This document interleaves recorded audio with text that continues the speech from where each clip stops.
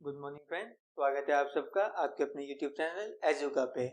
आज हम Indian history में पोस्ट मॉडर्न एम्पायर के बारे में पढ़ेंगे कि कैसे जब मॉडर्न एम्पायर का डिक्लाइन हुआ उस समय इंडिया को कैसे छोटे छोटे हिस्सों में बांट दिया गया था, कैसे पूरे इंडिया में छोटे छोटे किंगडम्स आ गए थे। वो किंगडम, उन किंगडम्स में से कुछ फॉरेन किंगडम्स, फॉरेन डायनेस्टीज भी थी, कुछ नेटिव डायनेस्टीज भी थी।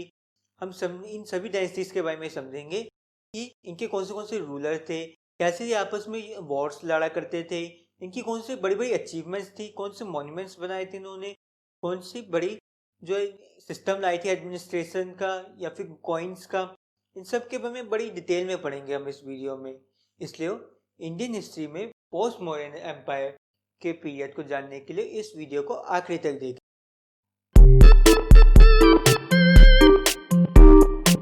अब जिससे पहले हम अपनी पोस्ट मॉडर्न एम्पायर की स्टार्ट करें उससे पहले थोड़ा रिकैप कर लेते हैं कि अब तक हम टाइमलाइन में कहाँ तक पहुँचे, क्या क्या हमने पढ़ लिया।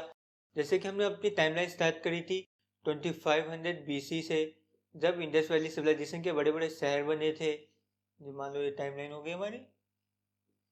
उसके बाद 1000 BC का पीरियड आया, 1500 का, उससे पहले 1500 BC का पीरियड आया। इस पीरियड में अर्ली वैदिक एज स्टार्ट हो गई थी, जब आर्यंस आ गए थे इंडिया में। और कुछ लोग ये भी बोलते हैं कि उन्होंने इंडस वैली सिविलाइजेशन को ख़त्म कर दिया था, तो थ्योरीज हैं। 1500 BC में अर्ली वैदिक एज आ गई थी, फिर 1000 BC में लेटर वैदिक एज स्टार्ट हो गई। फिर हमारा 600 BC का पीरियड आता है। 600 BC को एज ऑफ ट्रांसफॉर्मेशन भी कहते हैं, क्योंकि इस पीरियड में काफ़ी सारी न्यू रिलीजन्स फॉर्म हुए थे, जैसे बुद्धिज़्म, जैनिज्म, जो आगे जाके इंडियन पॉलिटिक्स को पूरी तरीके से बदल देंगे 600 BC में। और इसी दौरान जो है हमारे मगध एम्पायर के एक्सपेंशन स्टार्ट हो गया था। जैसे जो राजा थे हमारे बिम्बिसार, हरियंका डायनेस्टी के बिम्बिसार, इन्होंने अपने मगध को एक्सपेंड करना शुरू कर दिया था, 16 जनपद पे कब्जा करना शुरू कर दिया था 600 BC में। फिर आता है 180 BC का पीरियड। 180 BC में आखिरी मौर्यन एम्पायर की डेथ हो गई थी और पोस्ट मौर्यन पीरियड स्टार्ट हो गया था 180 BC से। अब हम इसी पीरियड के बारे में पढ़ेंगे, कैसे 180 BC के बाद क्या क्या हुए थे इंडिया में पॉलिटिकल चेंजेस।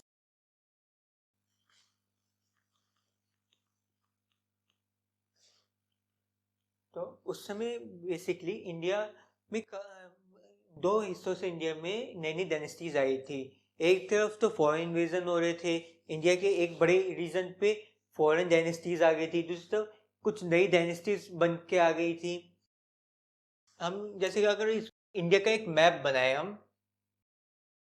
हम एक डिपिक्शन बना रहे हैं बस इंडिया के मैप की।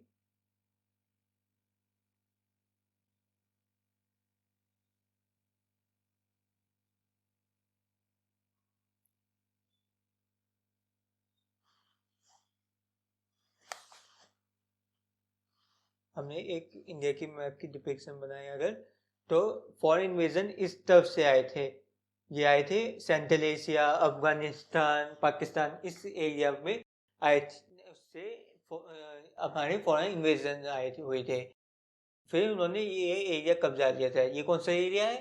ये गुजरात, राजस्थान और हरियाणा, पंजाब, इस एरिया को फॉरेन इन्वेजर्स ने या फिर ग्रीक्स ने कब्जा लिया था। दूसरी तरफ जो नई नई डायनेस्टीज बन के आई थी वो इस रीजन में आई थी। जो हमारा मगध का रीजन था, मगध का कोर रीजन, यानी बिहार, यूपी, झारखंड, ये सब एरिया पे, जो हमारे बंगाल, इस एरिया पे कब्जा लिया था नई नई डायनेस्टीज ने। और ये डेक्कन प्लेट्यू का जो एरिया है, सेंट्रल ये डेक्कन प्लेट्यू का, यहाँ पे सत्यवानास आ गए थे। सत्यवानास बीच में आए थे। ये बहुत ही लंबे पीरियड के रहे थे। यहाँ पे हमारे फॉरेन इन्वेजर्स चेंज होते रह गए डायनेस्टीज, यहाँ पे हमारी नेटिव डायनेस्टीज चेंज होती रह गई, पर सत्यवानास एक बहुत ही लंबे पीरियड के लिए स्टेबल रहे थे। और जो नीचे का एरिया है अपना केरला और तमिलनाडु का, यहाँ पे तीन डायनेस्टीज रूल कर रही थी। ऐसे हम इन तीनों डायनेस्टीज के बारे में भी बाद में डिस्कस करेंगे बड़ी डिटेल में। इस एरिया को संगम पीरियड भी कहा जाता है, पर हम बहुत डिटेल में उसको बाद में पढ़ेंगे। पहले हम अपनी फॉरेन डायनेस्टीज और नेटिव डायनेस्टीज के बारे में बढ़ते हैं। पोस्ट मॉडर्न एम्पायर को हम दो पार्ट्स में डिवाइड कर सकते हैं, फॉरेन और नेटिव।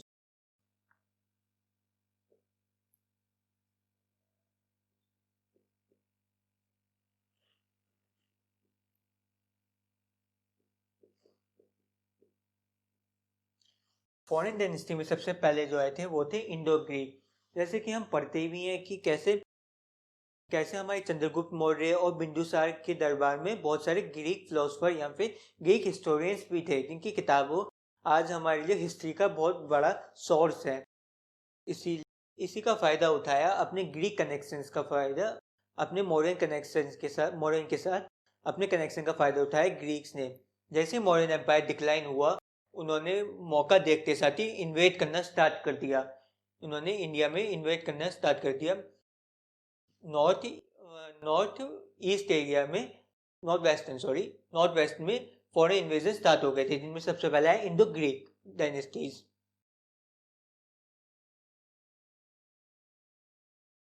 इन्हें हम इंडो ग्रीक इसलिए कहते हैं क्योंकि ये ग्रीक की डायनेस्टी थी और इनके बारे में ज़्यादा इन्फॉर्मेशन हमारे पास है नहीं। और बहुत सारे किंग्स आए थे इस दौरान। इंडो ग्रीक डायनेस्टीज में बहुत सारे ग्रीक किंग्स आए गए, बहुत चेंजेस हुए थे। इसलिए पूरे इन सभी किंग्स को मिला के हमने इंडो ग्रीक डायनेस्टी में डाल दिया। इंडो ग्रीक डायनेस्टी, उसके बाद सक्काज आए थे। सक्काज जो कि सेंट्रल एशिया से आए थे और इन्होंने इंडो ग्रीक को हरा के इंडिया में अपनी स्टेब्लिशमेंट कर दी थी। फिर प्रतिहंस आए थे।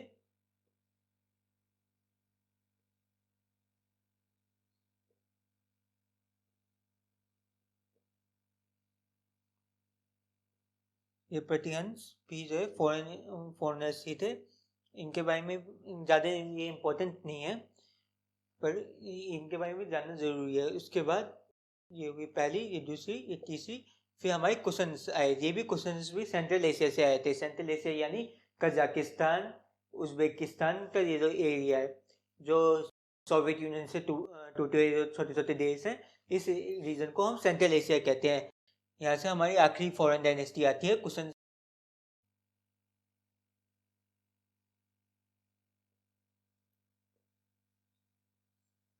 कुशन्स आते हैं हमारे फोर्थ पे। इसके बाद अगर हम नेटिव्स की बात करें, मैं आपको बता देते हैं, आपको ज़्यादा क्लियर लगेगा।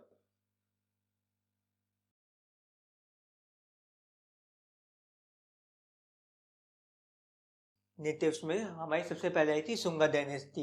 सुंगा डायनेस्टी के जो फाउंडर रूलर था, उसी ने जो है मौर्यंस के आखिरी रूलर को मार के नई डायनेस्टी स्टार्ट करी थी।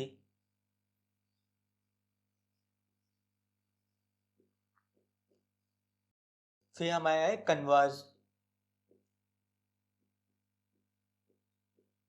और तीसरे जो हम बहुत ही बड़े पीरियड के रहे अपने सेंट्रल डेक्कन प्लेट्यू में, वो थे सत्यवानास।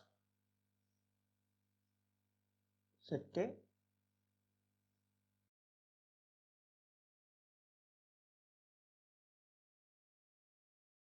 सत्यवानस जो कि ये अपने नेटिव डायनेस्टीज और फॉरेन डायनेस्टीज आती गई चलती गई, पर सत्यवानस बहुत ही लंबे पीरियड के करीब 300 से 400 ईयर्स के लिए सत्यवानस स्टेबल रहे अपने रीजन में। क्योंकि अब हम समझते हैं कि आखिरी मौर्यन एम्पायर, ये सुंगा डायनेस्टी आई कैसे। ये सुंगा डायनेस्टी का जो सबसे पहला रूलर था, वो था पुष्यमित्रा सुंगा। सुंगा डायनेस्टी का पहला रूलर था पुष्यमित्रा सुंगा।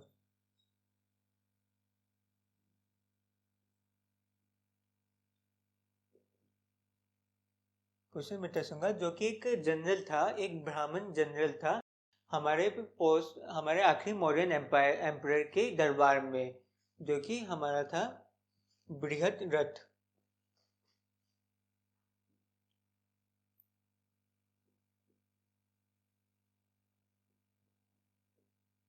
बृहद रथ आखिरी मौर्यन एम्पायर था, जो कि बहुत ही कमज़ोर हो चुका था इसके दौरान तक, और ये ज़्यादा एफिशिएंट रूल नहीं कर रहा था। इसी का फ़ायदा उठाया इसके जनरल ने, पुष्यमित्रा सुंगा ने, इसकी इसको डेथ करके, इसकी मर्डर करके अपने एक नई डायनेस्टी स्टार्ट की, सुंगा डायनेस्टी।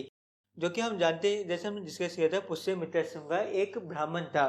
तो कि तो ये ब्राह्मणिज्म को और हिंदुइज्म को वापस लेके आया था इंडिया में।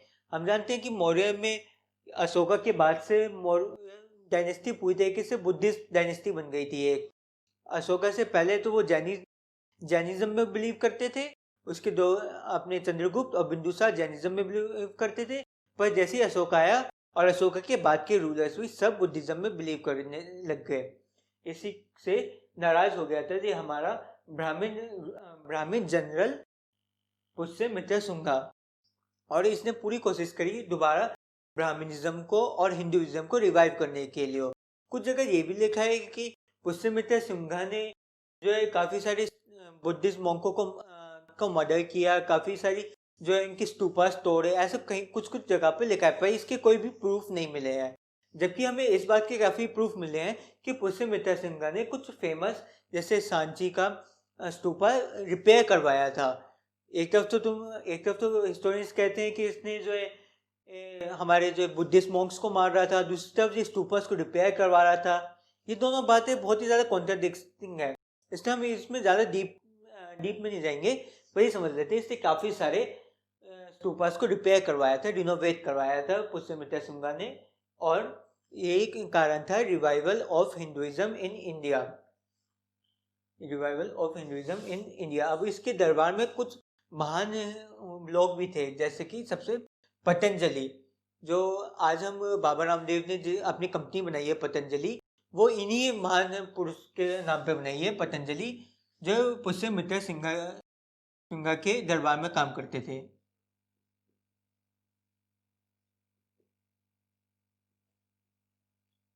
इनके दरबार में काम करते थे पतंजलि, और इन्हें बहुत ज़्यादा ज्ञान था आयुर्वेदा का। नेचुरल जो जड़ी बूटी होती है उनसे कैसे दवाइयाँ बनाई जाएं, ये इनका ज्ञान पतंजलि का है। इन्होंने एक बुक लिखी थी, उसी बुक के आधार पे आज का हमारा आयुर्वेदा लिखा गया है।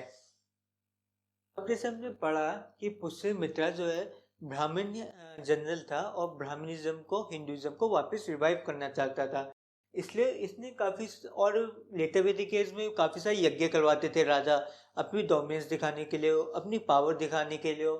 ऐसे ही करा पुष्यमित्र ने, इसने भी काफ़ी सारे यज्ञ करवाए, बहुत ही इंपॉर्टेंट यज्ञ जो होते हैं, जैसे अश्वमेध यज्ञ, सूर्य यज्ञ और वाजपेयी यज्ञ, ये तीनों इसने करवाए थे पुष्यमित्र। और इसकी जो शुंगा डायनेस्टी की जो मेजर मॉन्यूमेंट्स हैं, उनमें से एक स्तूपा भी है, भरता स्तूपा।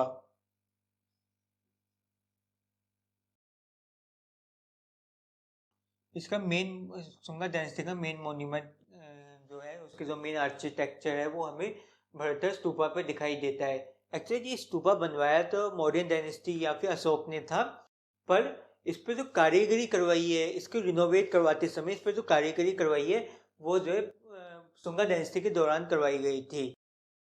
जैसे हमने पढ़ा था कि सांची का स्तूपा और भरत स्तूपा दोनों रिपेयर करवाए थे पुष्यमित्र ने, ऐसे ही इस पर कारीगरी भी पुष्यमित्र शुंगा डायनेस्टी के दौरान ही करवाई गई थी। फिर आती है हमारी कण्वा डायनेस्टी।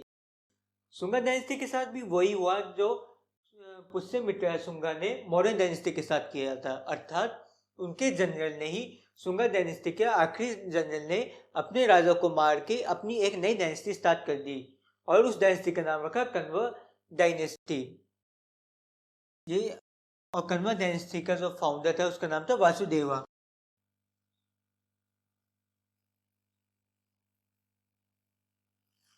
और जो आखिर और शुंगा डायनेस्टी के आखिरी रूलर का नाम था,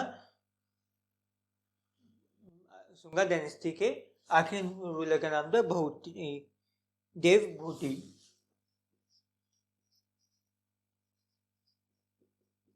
देवभूति इसके आखिरी रूलर का नाम था, जिसके जनरल वासुदेवा ने देवभूति को मार के अपनी कण्वा डायनेस्टी स्टार्ट कर दी। ये 68 एडी के दौरान कहीं स्टार्ट करी गई थी। 68 एडी में ये कण्वा डायनेस्टी स्टार्ट हुई थी। और इसके बारे में हम इससे ज़्यादा पेपर पॉइंट ऑफ व्यू के हिसाब से सिर्फ यही पढ़ना जरूरी है, ये दो नाम जरूरी है आपको याद करने, वासुदेवा जो फाउंडर थे और देवभूति जो जिनको मार के ये डायनेस्टी स्टार्ट करी गई थी। अब हम बात करेंगे अपनी सत्यवाना डायनेस्टी के बारे में। सत्यवाना डायनेस्टी जो हमने पहले भी डिस्कस किया था, ये डेक्कन प्लेट्यू में रूल करती है। डेक्कन प्लेट्यू यानी हमारे प्रेजेंट डे का महाराष्ट्र, आंध्र प्रदेश, उड़ीसा, ये जो एरिया है पूरा एरिया पे सत्यवानस का रूल हुआ करता था। सत्यवानस की जो फाउंडर थे वो सिमुका थे, कि फाउंडर सिमुका थे। सिमुका ने सत्यवाना डायनेस्टी स्टार्ट हुई करी थी मौर्यन एम्पायर के डिक्लाइन के बाद, और ये स्टार्ट हुई थी 60 एडी में स्टार्ट हुई थी। 60 एडी से 3rd सेंचुरी तक, 60 बीसी में 60 हाँ 60 बीसी में स्टार्ट होके ये 3rd सेंचुरी एडी तक रही थी।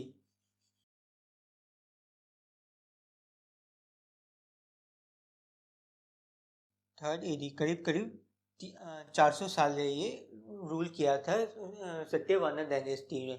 इसके काफ़ी सारे पावरफुल रूलर्स थे, उन्होंने काफ़ी सारे बैटल्स लड़ी थी। जितनी भी डायनेस्टी आगे हम पढ़ते हैं, भले इंडो ग्रीक हो, सक्कास हो, कुशन्स हो, या फिर ये कन्वाज हो, इन सब के साथ सत्यवानास ने बैटल्स लड़ी थी। और जबकि कन्वा डायनेस्टी को तो फाइनली जो अंत किया था वो सत्यवानास ने ही किया था। कन्वा डायनेस्टी जो प्रेजेंट डे के बिहार वाले एरिया में रूल करती थी, उसको अंत करके एक बार के लिए सत्यवानास ने अपना एम्पायर उधर तक एक्सपेंड कर दिया था। वो बात अलग है, फिर बाद में और डायनेस्टीज आई, उन्होंने सत्यवानास को हराया, थोड़ा सत्यवानास का एम्पायर रूल कम हुआ, ये सब चलता रहता है। और सत्यवानास की जो हम आर्किटेक्चर या फिर मॉन्यूमेंट्स देखते हैं वो गुफाओं में देखते हैं। इन्होंने काफ़ी सारी गुफाएं खोद खोद के वो बनाई थी अपने लिए, मोनेस्टीज बनाई थी गुफाओं को खोद के, या फिर वर्शिप हॉल्स बनाए थे। जो वर्शिप हॉल्स होते थे उनके इन्हें चट्यास कहते थे। सत्यवानस ने बनाए थे चट्यास,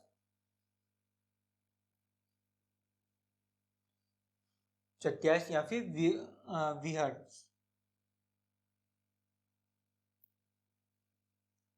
विहर का मतलब हो गया मोनेस्टीज, जो पहाड़ों को या फिर चट्टानों को खोद खोद के मोनेस्टीज बनाई जाती थी सत्यवानस के द्वारा, उन्हें वो विहर्स कहते थे। और जो वर्शिप हॉल मतलब जहाँ पे बुद्धिस्ट मॉन्क जो बैठ के मंत्र का उच्चारण करते रहते हैं, ओम भू भव स्वाहा, ऐसे जो मंत्र उच्चारण होते रहते हैं वो चट्यास, उस जगह को चट्यास कहते हैं। ये भी गुफाओं को खोद खोद के बनाई गई थी। हमने नेटिव डायनेस्टीज के बारे में तो समझ लिया, कौन से नेटिव डायनेस्टीज आई थी, कौन से उनके फर्स्ट रूलर थे, कौन से उनके आखिरी रूलर थे, क्या उनकी जो अचीवमेंट्स थी। अब हम पढ़ेंगे अपने फॉरेन डायनेस्टीज के दौरान कि उस समय कौन सी फॉरेन डायनेस्टीज ने इंडिया पे इन्वेड किया था। तो सबसे पहले इंडो ग्रीक आए थे, उसको इंडिया पे इन्वेड किया था वो 180 बीसी में किया था। 180 बीसी में डेमेट्रियस नाम का एक किंग था।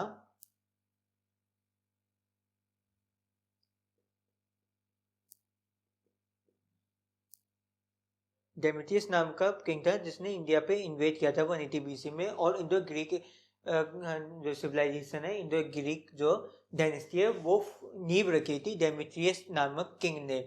और इसकी जो एक और फेमस है वो है मिलेंडो।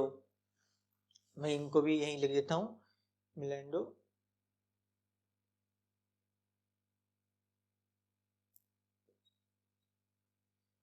मिलेंडो जिनके ऊपर जो सबसे फेमस किंग है इंडो ग्रीक के। क्यों है ये सबसे फेमस?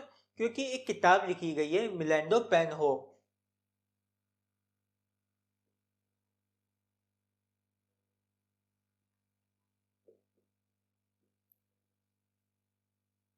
इस किताब में मिलेंडो किंग के मिलेंडा एक्चुअल में मिलेंडा किंग और एक बुद्धिस्ट मॉन्क जो कि नागसेना थे, नागसेना और मिलेंडर के बीच की कन्वर्सेशन के बारे में लिखी गई है।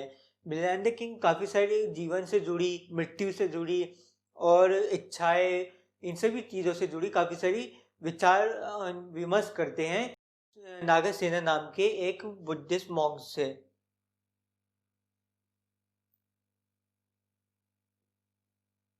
और इस कन्वर्सेशन के बाद में इस कन्वर्सेशन के एंड में मिलेंडर जो है बुद्धिज्म में कन्वर्ट हो जाते हैं, इतनी ज़्यादा इन्फ्लुएंस हो गए। इस पूरी कन्वर्सेशन को एक बुक में कंपाइल किया गया है, मिलेंडो पेनहो नाम की इस बुक में। ये बुक भी बहुत ही फेमस, ये बुक सबसे पहले संस्कृत में लिखी गई थी। जैसे कि हम जानते हैं कि जितनी भी जो तीनों जो पट्टिका लिखी गई हैं बुद्धिज्म की, हमने पिछली वीडियो में डिस्कस किया था। अगर आपने वो बुद्धिज्म वाली वीडियो नहीं देखी हो तो अभी आप डिस्क्रिप्शन में आपको लिंक मिल जाएगा, जाके उस वीडियो को देख लीजिए। उस वीडियो में हमने डिस्कस किया था कि कैसे बुद्धिज्म की 3 किताबें हैं, 3 पट्टिका लिखी गई हैं, तीनों की तीनों पाली लैंग्वेज में लिखी गई है, जो कि उस समय लैंग्वेज ऑफ कॉमन पीपल हुआ करती थी। पर मिलेंडो पेनहो ये संस्कृत में लिखी गई थी ओरिजिनली, इसको बाद में पाली लैंग्वेज में कन्वर्ट किया। इसकी जो संस्कृत की बुक थी, संस्कृत की कॉपी थी, वो आज हमारे पास उपलब्ध नहीं है। हिस्टोरियंस को वो कॉपी नहीं मिली, सिर्फ पाली लैंग्वेज वाली कॉपी, उसकी एक कॉपी मिली है। ओरिजिनली इसे संस्कृत में लिखा गया था मिलेंडो पेनहो को। ये भी बुद्धिज्म की एक इम्पोर्टेंट किताब में से एक है। और इंडो ग्रीक के बारे में उनकी जो, अब हम उनके आर्ट्स के बारे में पढ़ेंगे, आर्ट एंड कल्चर के बारे में। इंडो ग्रीक को माना जाता है कि ये पहली डायनेस्टी थी इंडिया की जिसने गोल्ड कॉइन इशू करे थे। इसने सबसे पहले गोल्ड कॉइन इशू करे थे। अच्छा, अब आप सोचो कि गोल्ड कॉइन, ये तो जो है इंडस वैली सिविलाइजेशन में भी थे। इंडस वैली सिविलाइजेशन में हम जैसे पढ़ा था, सील होती थी जिसके ऊपर कोई ना कोई मार्क होता था। पहली बार वो गोल्ड में नहीं होती थी, पर उसको कॉइन भी नहीं कह सकते थे हम, क्योंकि वो जो है बहुत ही बेसिक, उसको पता नहीं हमें कैसे यूज़ करते थे, पर वो इतनी ज़्यादा नंबर्स में नहीं मिली जिससे साबित किया जा सके कॉइन था। वो एक मार्क था, स्टेटस का मार्क कह सकते हैं उसको, स्टेटस का मार्क, या फिर कोई राजा राजा महाराजा या फिर पुरोहित जो पंडित लोग होते हैं वो रखते थे अपने पास उस सील को, हम ये कह सकते हैं। जबकि सबसे पहले और जो आर्यंस थे उन्होंने भी सिक्के इशू करे थे, पर गोल्ड कॉइन सबसे पहले इशू करे थे हमारे इंडो ग्रीक्स ने, जिसमें से जिनका सबसे फेमस रूल है मिलेंडो पेनहो और फाउंडर है डेमेट्रियस। और इनके बारे में एक आर्ट एंड न्यू टाइप की आर्ट एंड कल्चर भी इन्होंने इंट्रोड्यूस करी थी, उसको गांधार स्कूल ऑफ आर्ट।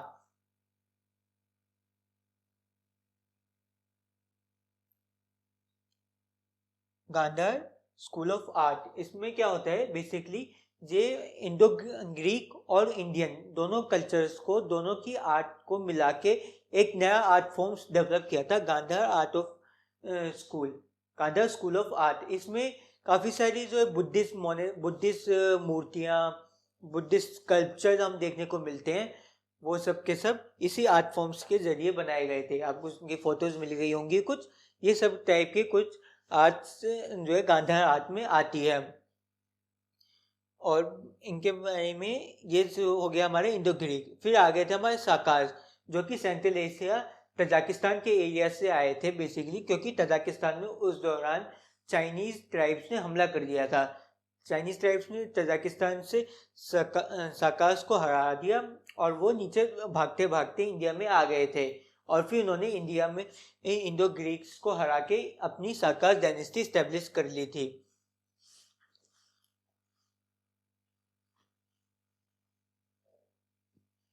और साकाज के जो सबसे इम्पोर्टेंट रूलर हैं वो हैं रुद्र दमन।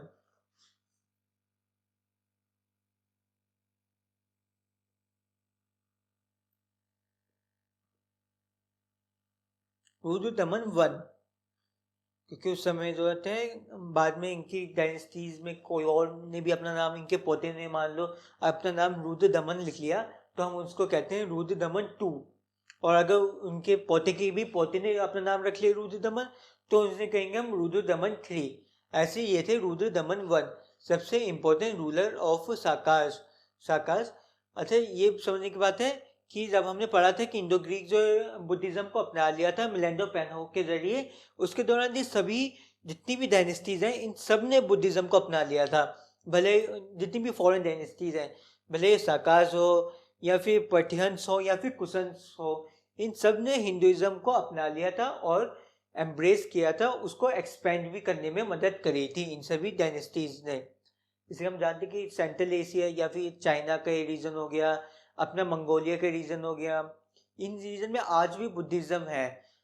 और साकासो आए यहाँ से थे, तजाकिस्तान और इस सेंट्रल एशिया के रीजन से। इनके जो फेमस थे रुद्रदमन के बारे में कहा जाता है कि इन्होंने 2 बार सत्यवानस को, हमारे सत्यवानस को 2 बार हराया था रुद्रदमन ने। हमने पढ़ा था सत्यवानस से बहुत सारी बैटल्स लड़ी थी। इन सत्यवानस ने सक्कास पर 2 बार हमला किया था और दोनों बार रुद्रदमन ने हरा दिया था।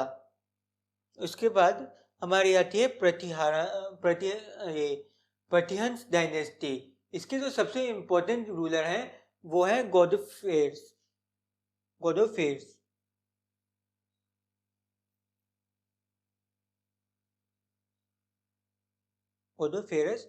ये इसकी प्रतिहारन डायनेस्टी के सबसे इम्पोर्टेंट रूलर हैं, प्रतिहन डायनेस्टी के। पर ये फाउंडर नहीं है, सिर्फ एक इम्पोर्टेंट रूलर है। इनके बारे में, प्रतिहंस के बारे में पेपर पॉइंट ऑफ व्यू की से ज़्यादा पढ़ने की ज़रूरत नहीं, ज़्यादा कुछ आता नहीं है, क्योंकि इसके ज़्यादा एविडेंस भी नहीं है इस डायनेस्टी के। इसने छोटे से पीरियड में रूल किया था और बस यही पूछा जाता है इनके इम्पोर्टेंट रूलर कौन से हैं, वो है गोदोफेरस। और रुद्रदमन को हम जो 2 बार सत्यवानस को हराने के लिए जानते हैं और एक सुदर्शन लेक को रिपेयर करवाने के लिए भी जानते हैं रुद्रदमन को।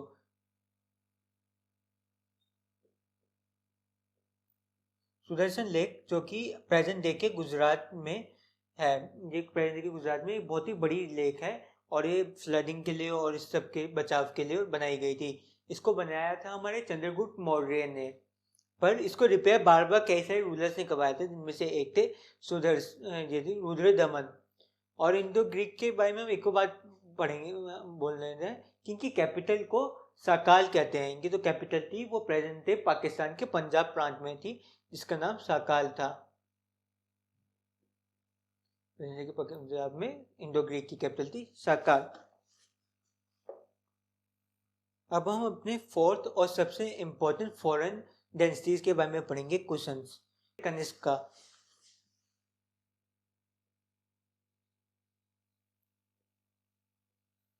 जैसे कि अशोका है, चंद्रगुप्ता है, ये सब बहुत ही फेमस रूलर्स हैं।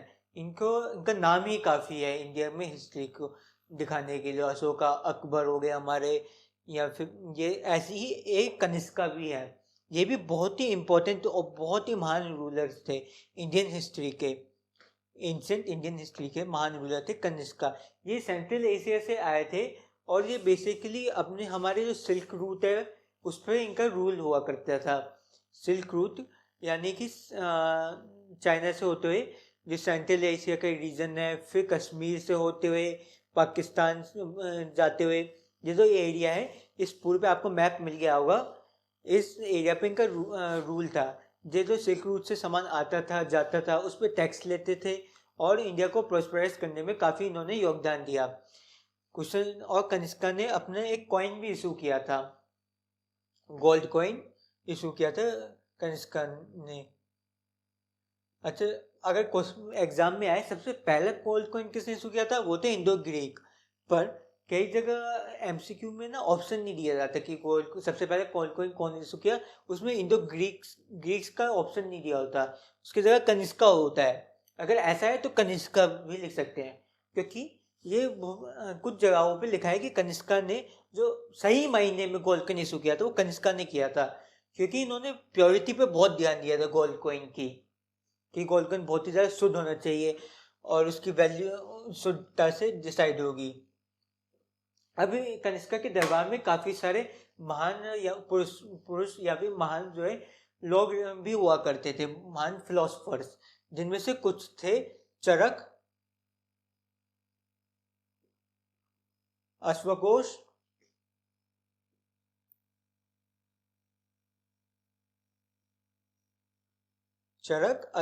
नागार्जुन,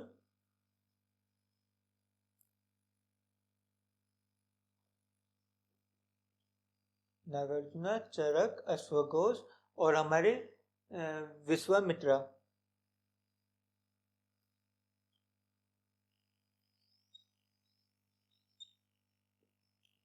अब थोड़ा बहुत अब इनके दरबारियों के बारे में, इन फेमस दरबारियों के बारे में थोड़ा बहुत पढ़ लेते हैं।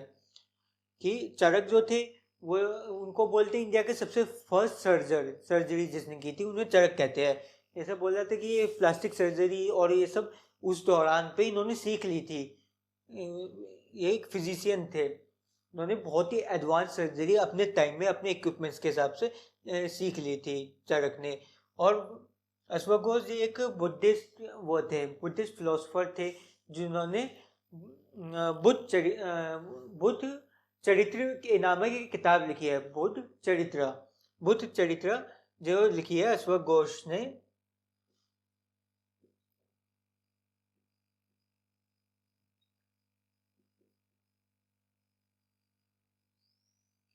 बुद्ध चरित्र अश्वघोष ने लिखी है, ये एक संस्कृत में लिखी गई है।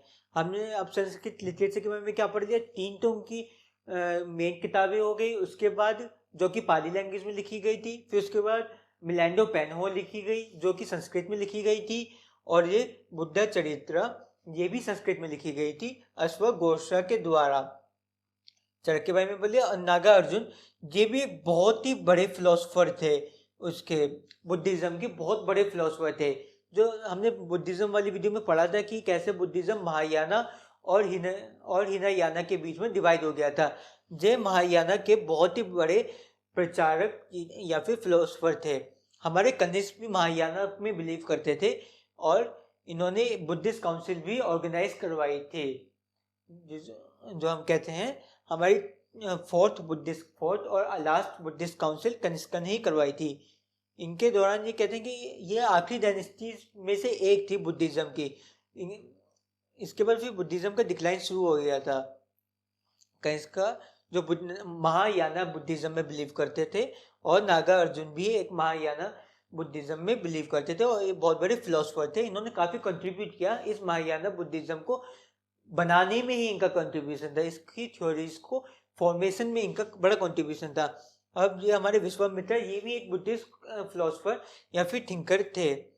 अब हमने कनिष्क के बारे में, ये हो गया हमारे कनिष्क डायनेस्टी। और इनकी एक और इम्पोर्टेंट चीज़ है कि इन्होंने सक्का कैलेंडर स्टार्ट किया था। सक्का एरा या फिर सक्का कैलेंडर वो कनिष्क ने स्टार्ट किया था, और उसमें 78 AD को ईयर 1 माना गया। जैसे कि हमने क्राइस्ट, इन्होंने 78 AD में अपने स्टार्ट नहीं किया था, 78 AD में इनका बर्थ हुआ था।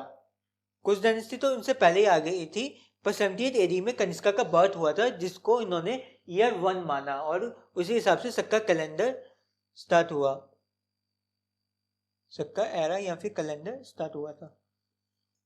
देखो अब हमने नेटिव और फॉरेन डायनेस्टी सारी कवर कर लिए हैं, तो मैं अब चाहूँगा कि आप इनका एक अपने स्क्रीनशॉट ले लीजिए, अपने नोट्स के लिए एक स्क्रीनशॉट ले लीजिए। इसमें मैं आपको समझा देता हूँ कि जो डबल लाइन से मार्क्ड हैं वो फाउंडर्स हैं, और जो ब्रैकेट में है वो जो लास्ट रूलर्स हैं, और बाकी जो नाम लिखे गए हैं डायनेस्टी के सामने वो उनके इम्पोर्टेंट रूलर्स हैं, जिसमें मैंने सभी लिख दिए हो गए मौर्यन के आखिरी रूलर।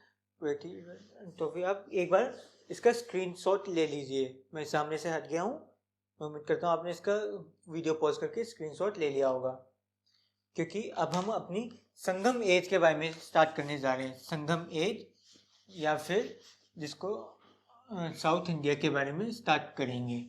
ये संगम एज जो है ये हमारे पोस्ट मॉडर्न एज के साथ ही को एग्जिस्ट करती है, क्योंकि ये जो भी हमने बातें पढ़ी ये सब कुछ तमिलनाडु और केरला से ऊपर की बातें करी थी, पर इस दौरान तमिलनाडु और केरला में संगम एज चल रही थी।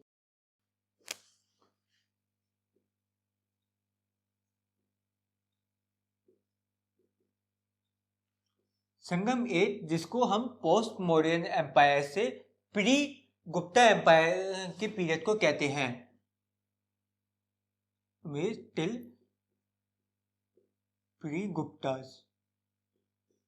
गुप्तास के आने से पहले तक इस संगम एज चल रही थी। ये संगम एज बेसिकली संगम को के कारण कहते हैं। संगम क्या होते हैं, जो तमिलनाडु के पोएम्स का एक कलेक्शन है उसको संगम कहा गया है। उस समय जैसे कि हम देखते हैं बुद्धिस्ट काउंसिल होती थी, जैन काउंसिल होती थी, ऐसे ही इनकी तमिलनाडु में भी अपने लिटरेचर को लेके एक काउंसिल हुआ करती थी, जिसमें अलग अलग तमिल लिटरेचर, तमिल बोलने वाले अलग अलग फिलोसफर्स आते थे और अपनी जो है कहानियाँ, अपनी स्टोरीज या पोएम्स लिखते थे, बताते थे, और उनका एक कलेक्शन को संगम में डाला जाता था। इस संगम एज में 3 एम्पायर हुआ करते थे, चेरास,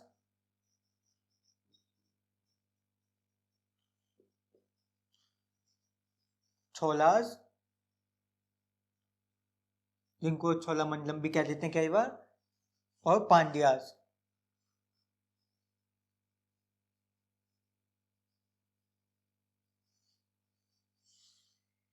चेरास जो है प्रेजेंट डे के केरला में है।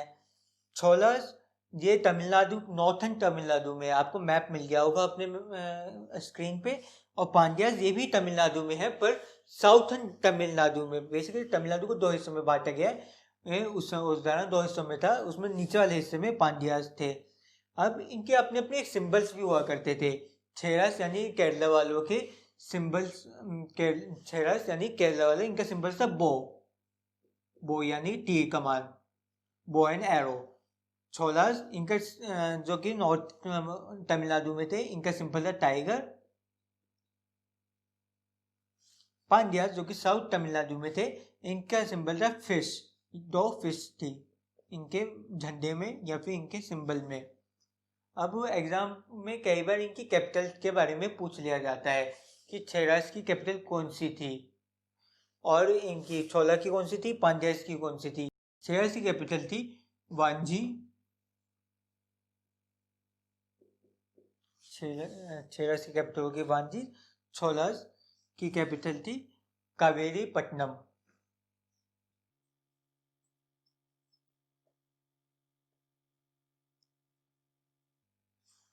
कावेरी पट्टनम थी हमारी छोलास की कैपिटल, और पांड्यास की थी मदुरई।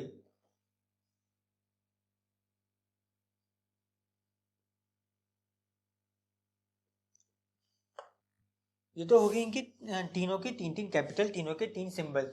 अब संगम एज 3 बार जो काउंसिल बैठी थी, जैसे कि बुद्धिस्ट काउंसिल बैठी थी, ऐसे ही तमिलनाडु की लिटरेचर की 3 बार काउंसिल्स बैठी थी। ये तीनों कहाँ कहाँ बैठी थी? पहली बैठी थी सबसे पहले मदुरई में,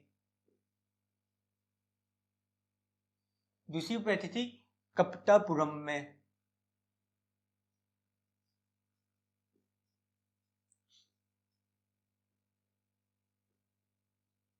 और तीसरी फिर से बैठी थी मदुरई में। इन तीनों काउंसिल में इन्होंने जो तमिलनाडु के, तमिल में जो लिटरेचर है, पोएम्स हैं, उनके कलेक्शन बनाए थे संगम में, और इसीलिए इनको संगम एज भी कहते हैं। और इन दौरान ये तीनों एम्पायर आपस में लड़ते रहते थे। इन तीनों का टाइटल के लिए स्ट्रगल चलता रहता था। अब मैं उम्मीद करता हूँ कि आपको ये पोस्ट मॉडर्न एम्पायर का पूरी डिटेल में समझ में आ गया होगा। नॉर्थ इंडिया में कौन कौन थे, नॉर्थ ईस्टर्न में, नॉर्थ वेस्टर्न में, फिर डेक्कन प्लेट्यू में कौन आया, उसके बाद साउथर्न में यानी तमिल और केरला में कौन से एम्पायर्स थे। ये सब कुछ आपको बड़ी डिटेल में समझ में आ गया होगा। और आगे भी अगर आपको इंडियन हिस्ट्री से जुड़ी और वीडियोस देखनी है तो हमारे चैनल को सब्सक्राइब करें, बेल आइकन को क्लिक करें, और ये वीडियो पसंद आए तो लाइक शेयर कमेंट करना ना भूलें। Thank you.